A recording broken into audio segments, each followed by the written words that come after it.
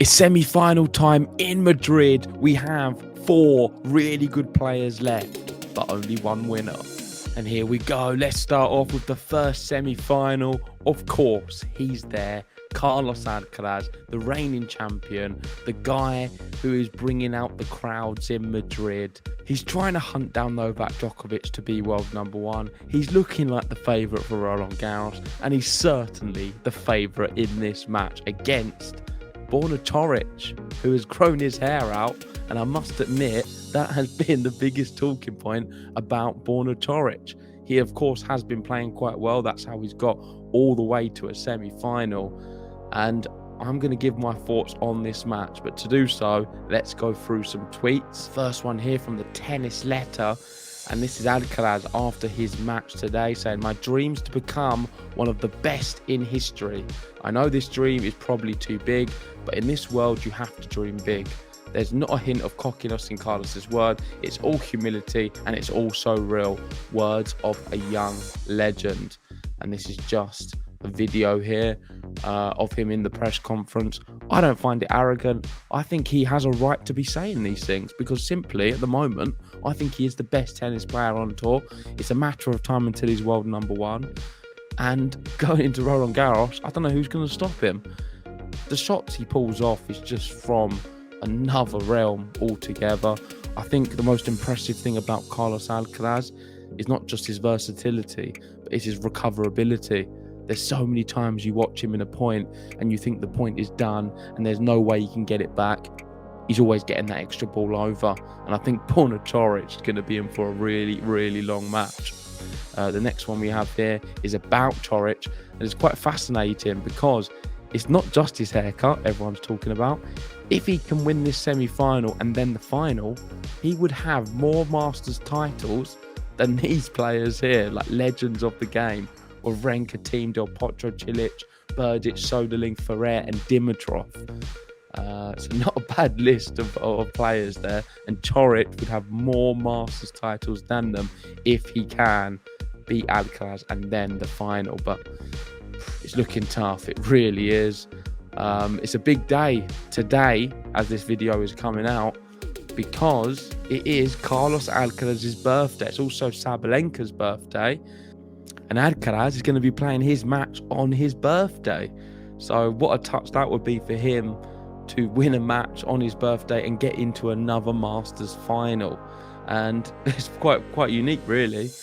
And to get even stranger, we've got Jose Morgado, who's also born on the 5th of May. So the 5th of May is a special day for the tennis calendar. Also, my birthday's in May, but not the 5th. So moving on to the other semi-final. I'll give my preview at the end. And this is just a story I don't think's ever really happened in tennis. 2 players who played in the qualifying together have now made it all the way to the semi-final of Madrid. And that is Jan-Lennard Struff versus Aslan Karatsev, the GTL legend. We've got a song out for him. We've interviewed him.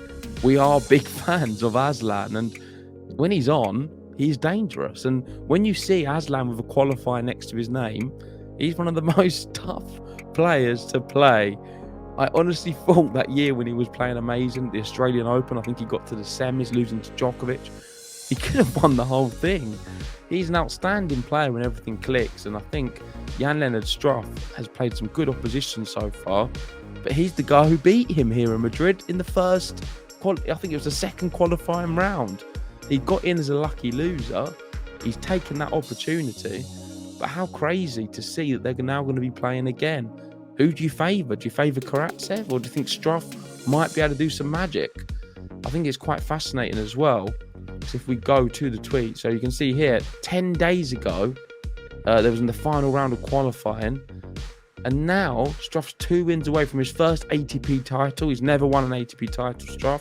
And a peaking Karatsev is probably more dangerous to Alcaraz than Tsitsipas. And I would agree.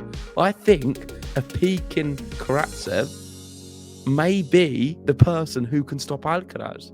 And I think that's what makes it quite interesting, because right now you're looking across the tour Do you fancy Tsitsipas against Alcaraz? It's going to be one-sided. We've seen Medvedev one-sided. Djokovic, I guess, would give him a really good match. Nadal, he's not playing at the moment.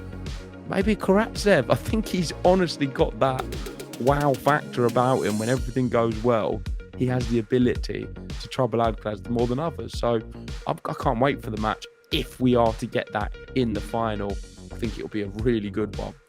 And this is a good one. It's a nice little meme. And that is Aslan Karatsev. Reached both Grand Slam semi-final and his first Masters semi-final as a qualifier.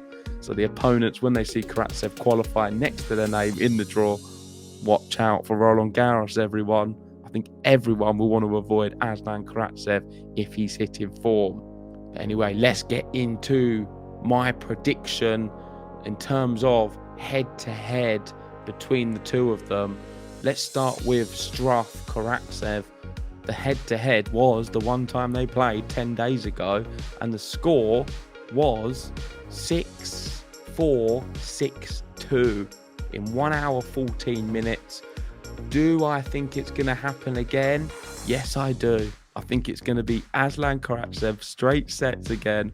It might be a bit tighter. I think we'll see a tie break, but then I think we're going to get a 6-2. I think we're going to see an Aslan Karatsev going into that final full of energy, full of confidence, and Alcaraz a little bit worried, maybe. So that is my prediction for that. Karatsev straight sets. On to Alcaraz versus Coric. I can't give this one even a fault. I feel sorry for Coric. I think he's going to be there just to have a little hit around. Maybe people are calling me disrespectful. I don't see him getting more than 6 games in this semi-final.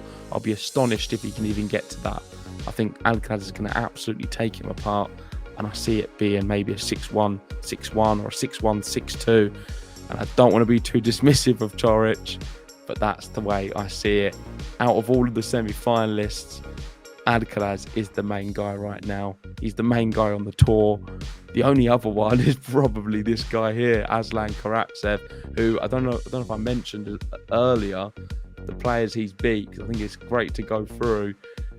They've been pretty remarkable. Of course, ignoring the qualifiers, Laszlo Djere, Van der Zandschulp, Alex de Minaur, Daniel Medvedev, and Zizi Zhang. I mean, some serious opposition. Medvedev straight sets, Van der Zandschulp straight sets. This man, Alcaraz, may be worried. But there we go. That is my preview and my prediction. Let me know what your thoughts are in the comment section below. Do you think Karatsev could trouble Alcaraz in the final? Do you think they're even going to both get to the final? I want to hear what you guys have to say. I am excited. Make sure to join us for the watch-alongs. And of course, if you haven't already, hit the like button, subscribe if you're new, and I'll see you soon.